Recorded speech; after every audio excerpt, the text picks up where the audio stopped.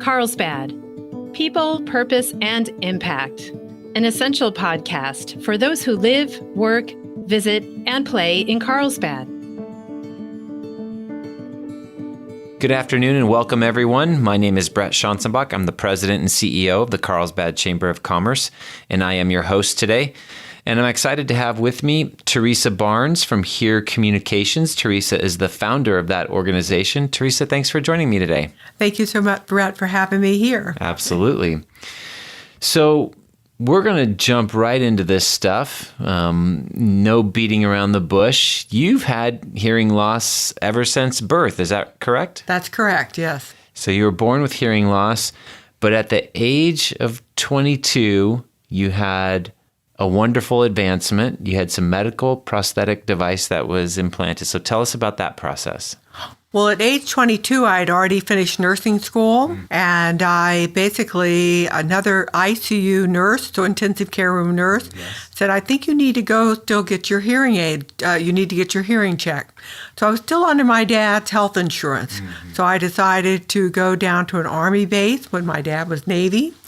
And the corpsman or the medic or whatever they're called, he informed me I was deaf according to his test. And I looked at him and I said, well, I can hear you. And as I'm going, okay, in the hierarchy of things, an RN is higher than somebody, a tech person that does that. So I decided to go ahead and get a hearing aid, and it was the most amazing thing. Wow. I get goosebumps even as I say this, even though it's been a lot of years. But I heard birds for the first time. I heard chirping for the first time. I could hear people gossiping or whispering with one another. So it boosted my self-esteem, my self-confidence. I also, on a funny story, I went one night to work in the intensive care unit, and I told that same nurse that recommended I get them. I said, hey, I have them in. She said, great, how are they working for you? I said, well, I'm hearing a very loud sound, and I don't have a clue as to what it is. And I said, well, once we get these patients stable, I was head nurse or charge nurse, we called them back then. Yeah. I said, once we get the patient stabilized, let's go around and find that sound. So what that sound was an old-fashioned heater or radiator, So that's what it was, because we figured it couldn't be snakes because we were on the 15th floor. Yeah. So since I got my self-esteem and self-confidence boosted up, I moved back to San Diego, which is my hometown. I got married to a cardiologist, had 2 children, and took them and several of their little friends skiing on a winter ski break up in Mammoth Mountain. And that's where this all started. Yeah. Some giant man hit me from behind, and then he blamed me for the accident. Once I got up and knew I was okay, I said, did you see me? And he belligerently yelled back at me.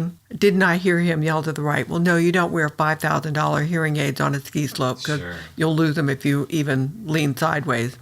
And I'm not deaf, so therefore I didn't wear a deaf sign. They have those. But I created this sign, has hearing loss, so people who are hard of hearing can wear something like this. So it's an ear with a question mark to give visibility to people that have a hearing loss. So yes, and I had someone at one of your Carlsbad Chamber meetings that told me the other day at the museum, he informed me that he could hear that I had a hearing loss because I'm missing some of my vowels and consonants. Sure. So that's not a cute little accent. That's actually a speech banana defect. Yeah. Well, that's amazing. You made it all the way through nursing school with these hearing challenges before you were able to get the device to help you hear, and yet graduated high school, graduated with a nursing degree. I mean, and we're working as a nurse all before you got help. Right. I mean, that tenacity is phenomenal.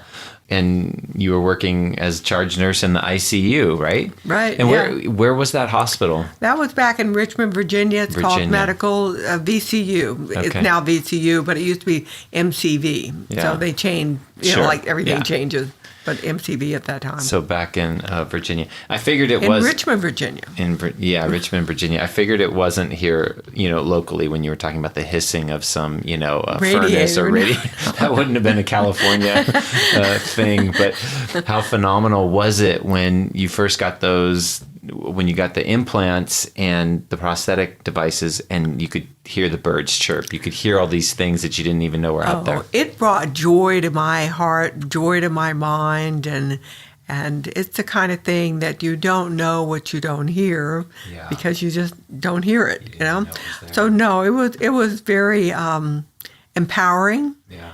I personally feel that everyone should do a hearing test, even if they do it online.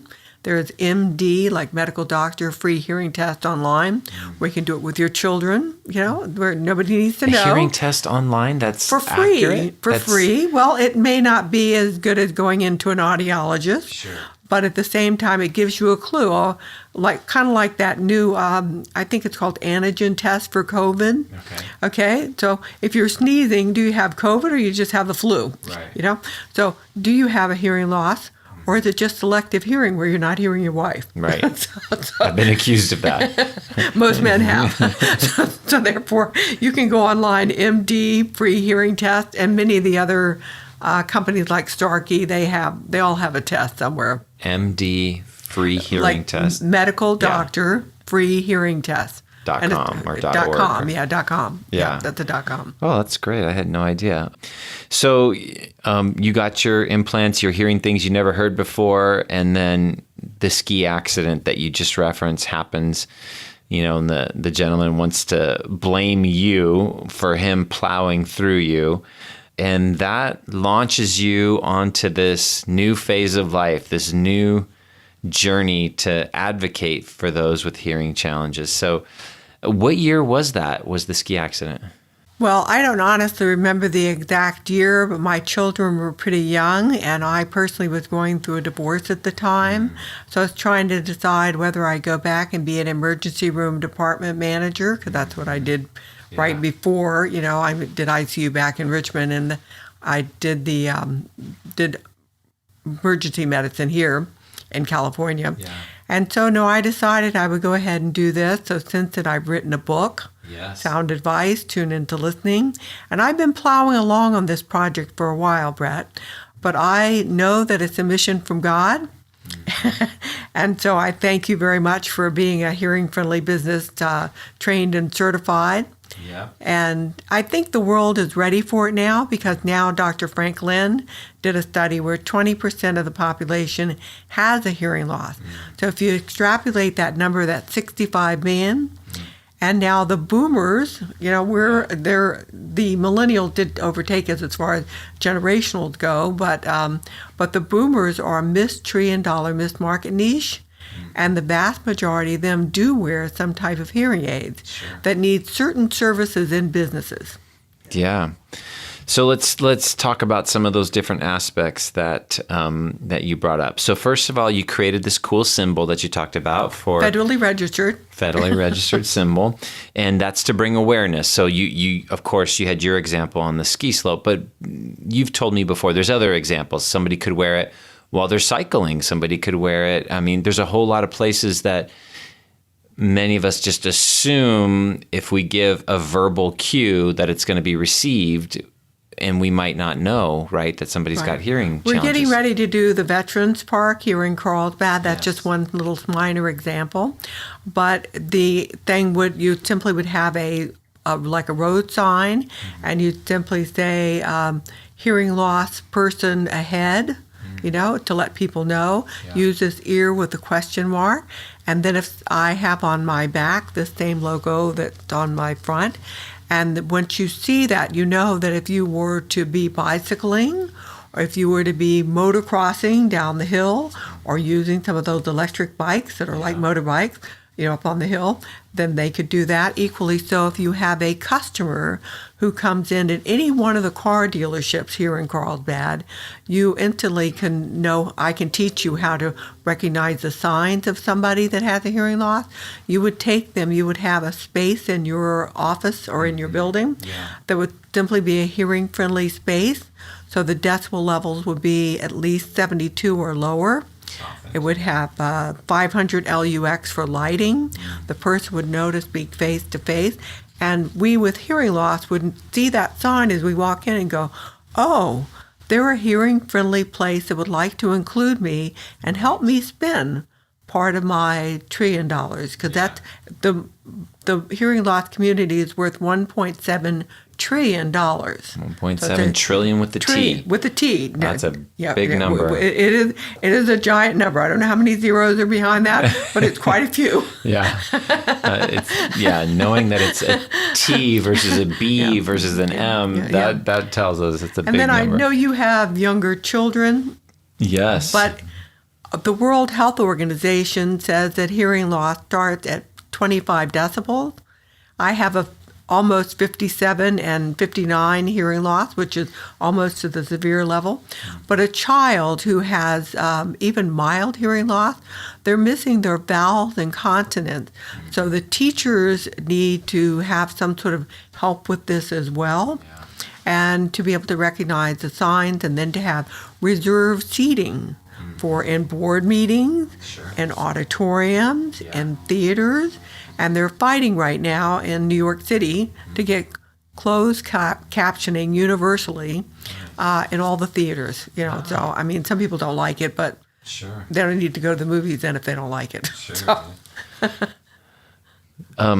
So big financial opportunity, and you and I have talked before. One of the arenas where this financial opportunity exists from the business side, if the businesses were to make themselves just a little bit more aware and a little bit more attentive to the concepts that you were just mentioning, like reduced stimuli, both verbal and or auditorial and visual, would be restaurants, right? So you've shared before that certain restaurants you just can't, and I'm not here to name names, but you can't frequent because of the stimuli. So share what a restaurant could do if they wanted to be more accommodating to folks with hearing loss. Well, number one, hearing loss is a communication disability.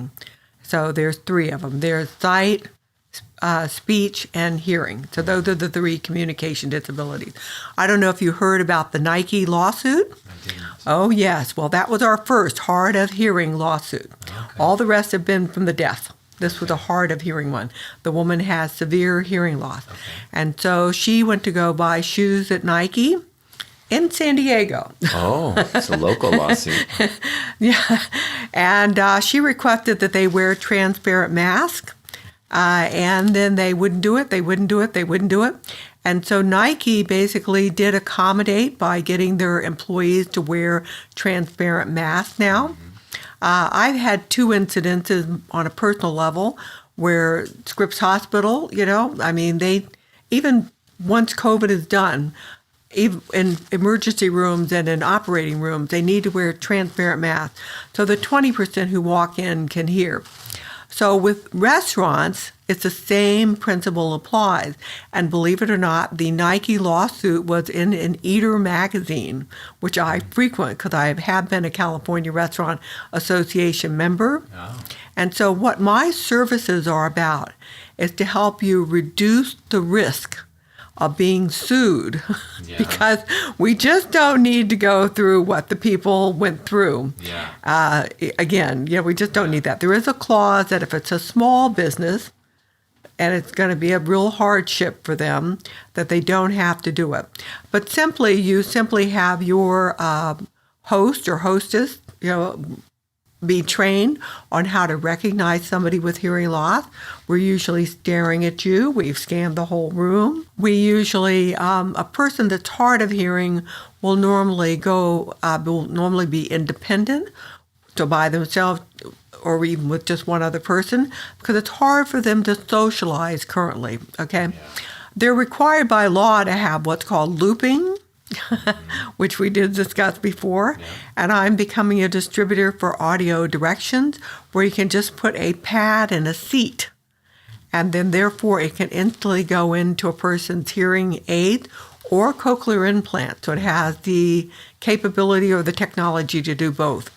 And then they wouldn't want to sit the person near a serving station. They wouldn't want to put them near the door.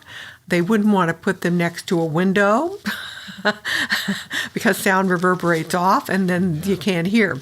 And then the other thing is once you have been trained to recognize somebody, then you can also just take your telephone and you can use your telephone for a thing called live transcribe, which is instant captioning. You can put a device right in the center of the table, kind of like OWL, so kind of like that, so everybody can hear equally. And then there's also, with the loop, people with cochlear implants, they all have T-coils. And so T-coils just was an old thing that we had with hearing aids. Not all hearing aids have them these days because many of the more expensive brands have Bluetooth. But all cochlear implants, they don't have Bluetooth, they only have T-coils. So, and this is the group, the ones that are severe and on, that are suing. So you want to make it as user-friendly for them.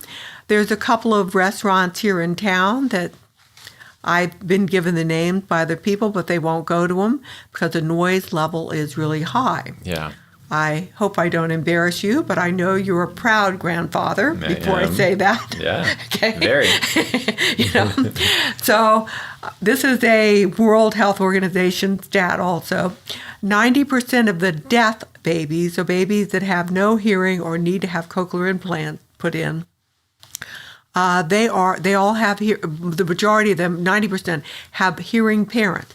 So is that because the new little pregnant millennial mama does not know about the fact that sound over 85 decibels or sound in, say, a restaurant that's 85 decibels for 8 hours can insidiously wipe out your cochlear hair cells. So it's damaging the employees, so they can't retain the employees, and then it may be damaging a future generation's hearing. So we are talking today with Teresa Barnes from HearCommunications. We're going to take a brief pause, and we're going to come back and talk about the book that she mentioned earlier, Sound Advice, Tune into Listening. And at the moment, though, we're going to take a break to hear from our sponsor. So, Teresa, tell us about the book that you published. First of all, when did you publish Sound Advice? Sound Advice was published in 2018. Okay, so fairly recent. Yeah, it's on Amazon. Yeah. And Dennis Waitley, I don't know if you know him, but he wrote The Psychology of Winning. He was just mentioned this morning at another program I was at with John Ashraf. And he is one of those thought leaders that were before his time. We'll just put it that way. But he says that I'm the voice of hearing. Yeah. And so I'm not just about hearing loss. I'm about, in that book, I tell you what you can do to conserve your hearing. Mm-hmm. So it's not just loud noise, but you can eat food that can reduce and improve hearing loss. You also, there are over 200 ototoxic, and auto is just the Latin word for ear, simple as that. Yeah. So ototoxic medications and medications, yeah. So, medication, as well as, I don't know what you shave with, but if you shave with any product, or if your wife puts on any makeup that has sodium lauryl sulfate in it, or shampoo that has sodium lauryl sulfate in it, or use cleaning products that have sodium lauryl sulfate in it, and that sodium lauryl sulfate has 22 different chemical names. So, and I've even bought a shampoo product that it said sulfate free, and then me being who I am, I flipped it over, and there was that word, the real word, just the one word, sodium lauryl sulfate. So online, there is a group of people that are advocates, and I don't have the exact name, but I'll send it to you later. But it's something like sodium lauryl sulfate free products, so they list a bunch of products that are. But that's something that's another one of those things like smoking. Yeah. And I'm going to skip for just a minute because Dr. Daniel Fink is a MD who got tinnitus or tinnitus or ringing in the ears for going into a noisy restaurant during New Year's Eve. His wife, the obstetrician, told him not to go, but he went anyway. And so he is an advocate, and he has a group called the Quiet Coalition, and they're back east, even though he lives up in Hollywood. And he believes, and he's been in the New York Times for noise is the new secondhand smoke. So if we can think of that, and then also think of something as simple as, what kind of toothpaste did you use this morning? The best one to use is Pro Enamel. So that one has it doesn't have any one of the 22 different chemical names of sodium lauryl sulfate.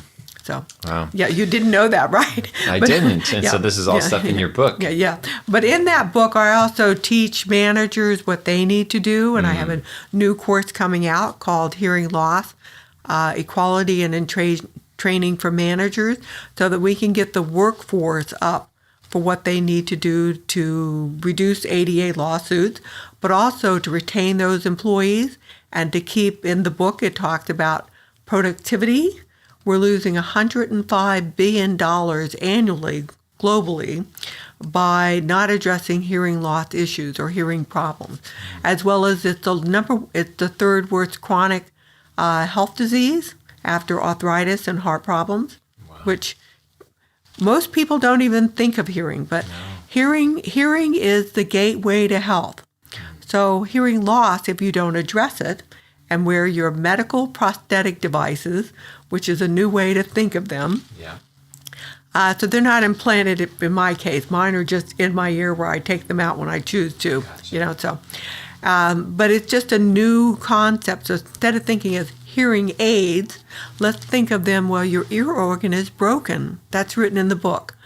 Why not wear something wonderful like a medical prosthetic device to keep you connected with society, to help you thrive, to help you maybe not get heart problems. They did a research study on 84 different articles the other day, well, a research paper that I saw, and they're claiming now that probably heart problems may be caused from that. Dementia has been listed for a long time. Alzheimer's has been listed for a long time, as well as diabetes, because people do get depressed if they don't address hearing loss. And then they're isolated. And everybody knows what it was like to be isolated in 2020. So that's what people with hearing loss experience all the time. Yeah. And most people aren't like I am. Most people are a little bit more withdrawn. Mm-hmm. You are definitely not withdrawn, which is good. That's why you're perfectly situated to be advocating for this. That's great. So you have your book, you have new trainings you're developing, and you mentioned this a little bit earlier, but you have a service with your business that you will come in and advise businesses on how to become hearing friendly, and it's both for monetary, to capture that market of the business that does have hearing loss and is looking for businesses that cater to them, but also to protect themselves so they don't end up at the wrong end of a lawsuit. Yeah, we're doing something new, and that's going to start in 22. Okay. So that's where it's at. But we're doing quick ADA communication disabilities assessments. Okay. And so if you're not somewhere within 50 miles or 100 miles, then we can easily do that on Zoom. So it can be done that way. So we don't necessarily need to have it done. I have done assessments in the past for hearing-friendly business training and then I just tell the person what they need in advance so that they can assess the room for me. So it's kind of a joint effort. So sometimes there's a decrease in cost for that. But we are charging $1,225 for that. Sure. And then, of course, we have the lapel pins so people can wear them. We're also coming out with a new device, and that is just called a Better Hearing device. So it's simply for those people who will not wear hearing aids, because there are some. It's simply a pin that has the ear with the logo on it, and it has an amplifying device on the back. So therefore, hearing aids, even though they've come a long ways from the horn, the ear horn, they're not really that comfortable, And even myself, when I had this procedure done on Tuesday, my skin around my head is just a little bit more swollen than normal. So therefore, my skin is just squeezing down on the hearing aid. And so if I came home after a full day of 8 hours or 12 hours, even in a hospital situation, then the first thing I'd want to do is take out my hearing aid. Gotcha. So I can stay connected with my family. I could simply wear something like this. And then some people, if they have waited for over 7 years, because that's how long it takes the average person to say, oh, I need hearing aids. 7 years. Wow. No, I mean, the family has been saying, Dad, could you get hearing aids? Or Mom, you're really not hearing what I'm saying, or whatever, Right. Or maybe you have a teenager that you think they're just being rude because they're not responding. And maybe it's just a hearing loss. Yeah. I mean, because it's 1 out of 5, Yeah. But we did have we're near Camp Pendleton, and we did have 2.2 million Middle Eastern vets come back from the war with hearing loss. Yeah. And I will be training in Camp Pendleton in January Oh, also. good. So that's another venue, Yeah. provided the new virus doesn't overtake me again. Sure. So I was supposed to train this year, but they said they couldn't let anybody on the base. So I'm Right. like, okay, fine. Yeah, hopefully we'll get back to that normal stuff, right? As normal as we can be, or this may be Yeah. the new norm. Who knows for sure? Yeah.